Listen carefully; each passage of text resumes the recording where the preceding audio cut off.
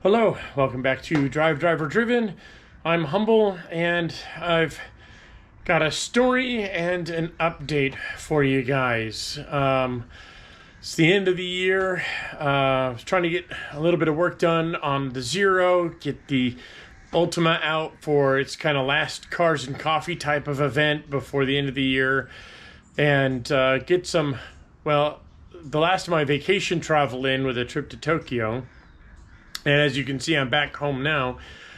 But I was out here working on the Zero, and I remembered something that happened a week or two ago when I had taken the Ultima out for its last cars and coffee. Now, on the Zero, I got this nice kind of semi-weather kit. It's a bikini top with some half doors. From a place in the UK called Soft Bits for Sevens. Really good quality stuff, and I haven't had a chance to put it on the car yet because, well, the car itself isn't driving, but we are getting into the rainy season here, and we're actually getting a good amount of rain. So I figured, why not? I'll get ahead of the game, get it ordered, and it all finally arrived. And it's just been kind of tossed around the garage as I work on the Zero, where I drag the Ultima out. And the other morning, when I took the Ultima out for a drive, I made a bit of a mistake. This is one of the pieces in question. This is the soft half door. And if the shape doesn't make a lot of sense at first glance, it's supposed to sit like so. Just got a little snap in the front and then one that's in the back, and it sort of closes up the side of the car there. And really what it does is it just protects your arms from rocks and water and debris that gets kicked up by the wheel, and because your arm just sits right here on the sill. As you can see, it's got a high contrast when it sits on the Zero. However, the other morning, when I took off at 7 or so in the morning, bright and early, that's not where it was. It was right there. And if you can't see it right away, well, neither did I. You see, I had just set it on top of the carbon wing, and at first glance, I didn't notice it was there. And I drove off with both of those pieces sitting on the rear wing. The really surprising thing is that I made it about 10 miles before they fell off, and they landed on a local expressway, and they sat there for a good 12 hours in the middle of the road. And if this doesn't speak to the quality of the parts, well, I mean, there's basically no marks on them.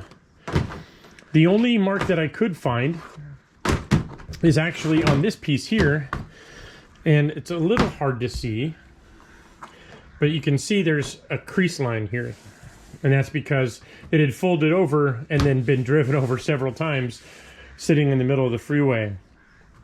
And if that's the worst of the damage, well, I mean, I'll take it, a minor mistake like that, and it gives me a story to tell. So I guess the moral of the story is don't put dark things on dark wings, because you will forget about it.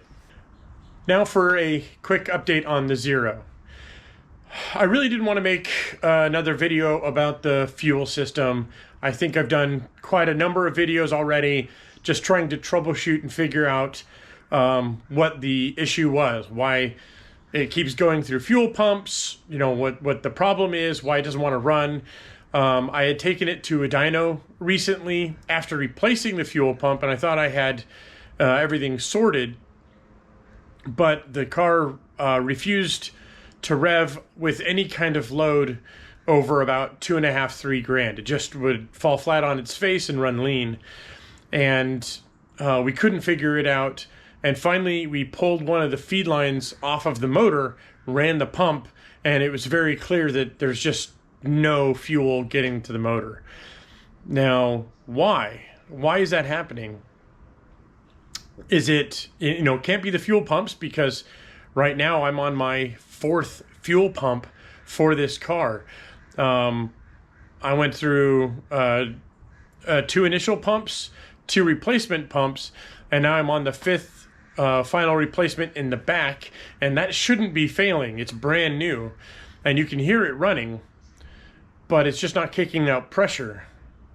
It can't be my fuel filter, because it's actually a high pressure filter from Aeromotive, and it's the same filter that the Ultima used to use.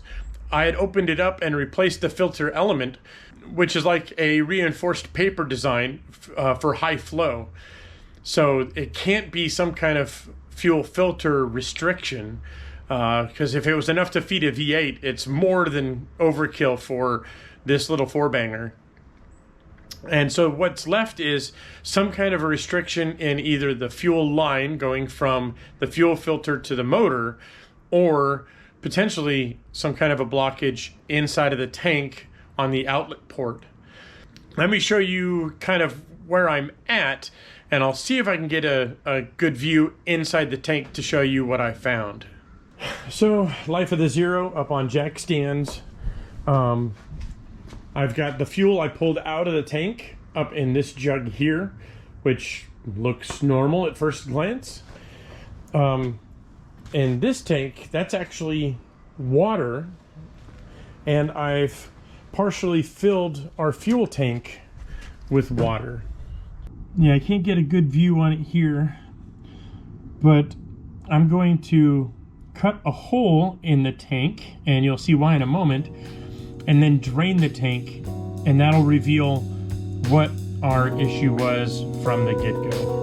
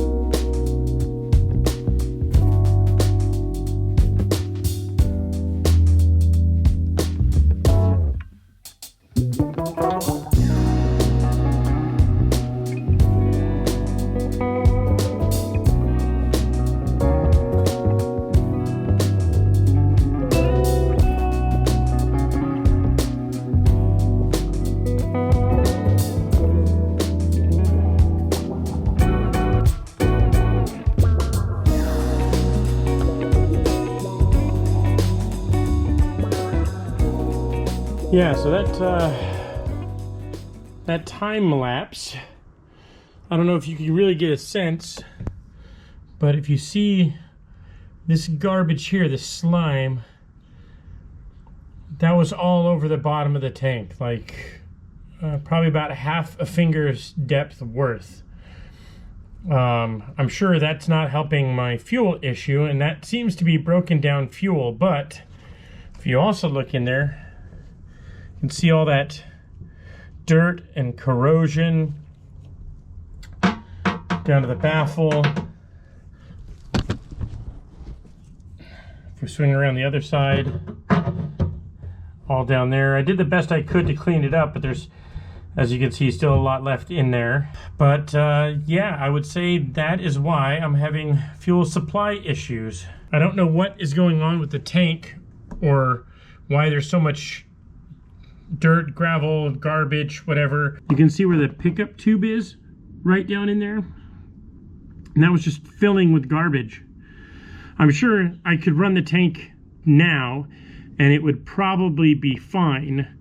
But, well, we have a big ass hole in the tank now. So we got to fill that with something. And this is my solution to get rid of all my fuel pickup problems. So this is a Holley universal drop-in fuel pump plate. It just uses a 3 1/4 inch hole. It's got a nice gasket here to seal up on the tank. This is the pump they supply, which is overkill for my application. I believe it's like a 240 or 250 liter per hour pump at 60 psi. I'm only running it at 45. And then I got a number of fittings and stuff to go on this plate, but this is what we're going to drop in. This is our return line. We'll cut this tube to length so that it sits at the right height. There is a aluminum support arm, which also will need to be trimmed to length, that bolts up here. And then once all that is on, something else you probably saw me fiddle with is this Hydromat pickup sock. I'm not too up on the technology behind this, other than it's a highly absorbent, porous material that when parts of it go dry, the pores close up, so to speak, to allow sections that are still wet to allow fluids to flow through. I have the same type of pickups, Hydromat pickups in the Ultima, except they're in large X formations that cover the entire bottom of the tank. This one is, again, a fairly large pickup that covers, well, if you look at it, just about a third of the total size of the tank. So that should be enough to keep it from starving out going around corners, because one side of the filter or the other should be in fuel. And the only thing I had to watch for was there's a baffle right here on the tank. So I have to kind of offset this. I had also pulled my fuel sender, and it's all buttoned back up now, but the fuel sender was locked solid with rust and corrosion. So I don't know what the hell GBS is using for this stuff, but it shouldn't completely rust solid like that. So I don't know what the deal is. I got it freed up, gave it a little bit of working over and cleaned it up and put it back in. So hopefully it's good now. Yeah, this is just another thing, another problem I've come across during the build on this car with parts supplied by the factory. So now what we're gonna do is I'm gonna size up our drop-in filter, our pump, and our sump plate. I've already deburred the hole, as you saw. So we'll get to dropping this in, and then I'm going to try to hook up our existing fuel lines just temporarily, so I can get this fired up and put a 2-liter map on it and see if we can actually make it drivable for New Year's. So back to the time lapse.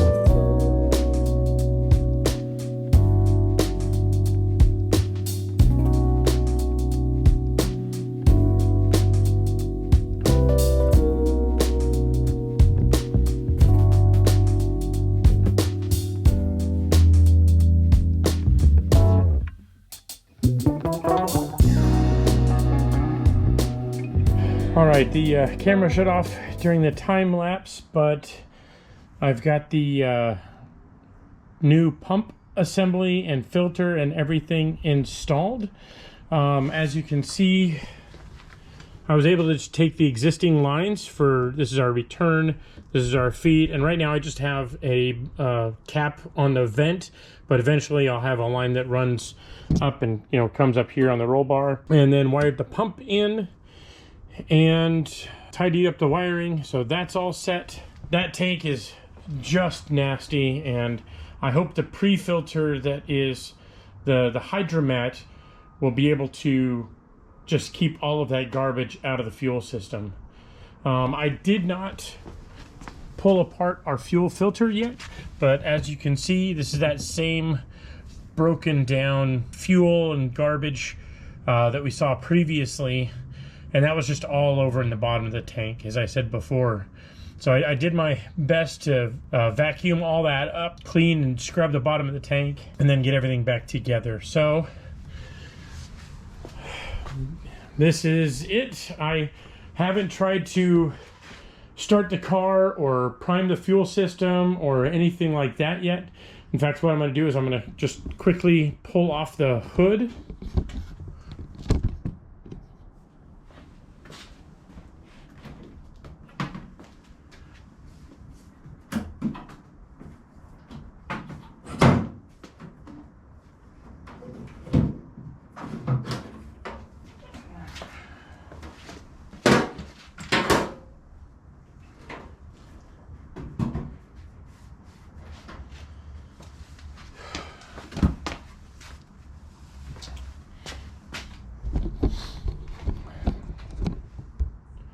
And now what I'm going to do is just keep an eye up here on our junctions.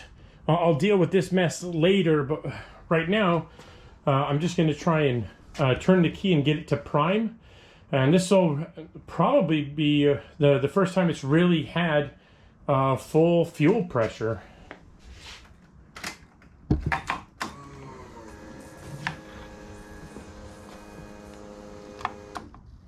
Wow, already I can tell that's a lot quieter than the last pumps, and I could hear it up here. Let me grab the light.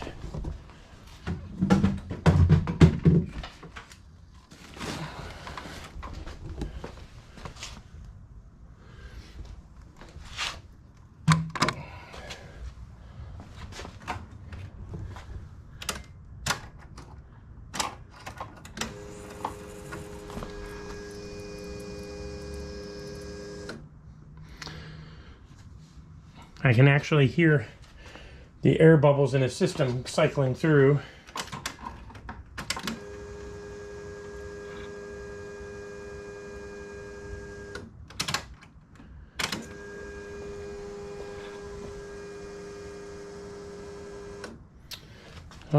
That all sounds good. No leaks. Let's check the back.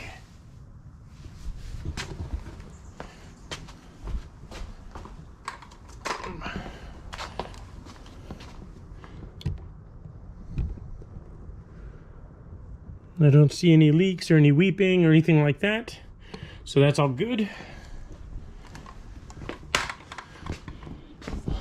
Let's try and fire it.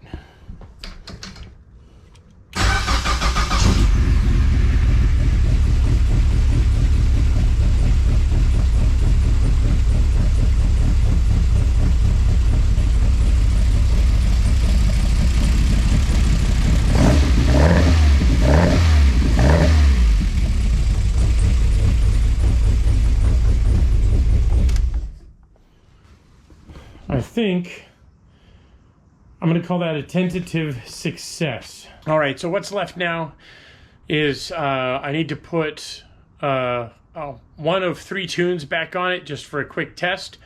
Unfortunately, if I spin the camera around, that's not exactly 7 weather. Test drive's going to have to wait until this storm rolls through. Unfortunately, it's going to go through like all weekend, I believe. It's supposed to dump several inches of water, which we really need. Unfortunately, it's going to keep me from taking the car for a proper test drive. But with any luck, we'll have a break New Year's Day, and I'll be able to take the car out, just maybe a quick lap around the block, and that'll tell me right there whether this fuel issue is finally fixed or not. So fingers crossed. I'll post a quick little update afterwards. In the future, unfortunately, I've got a lot more travel coming up. Just within the next 3 weeks, I'm going to be spending a week in Sydney, and then I'll be back home for 6 days, and then I'll be spending another week in Seoul, of all places. 2 places I've yet to visit, so I'm kind of looking forward to that. However, I'm not looking forward to being the embodiment of jet lag, having just gotten back from Tokyo. So if content's a little light, that's why. If you don't follow my Instagram at DriveDriverDriven, you can see what I'm up to if I'm traveling there. Usually I'll post updates when I'm between videos working on the cars and traveling abroad. So that being said, thank you guys for watching. Happy holidays, Happy New Year, and I'll see you next time.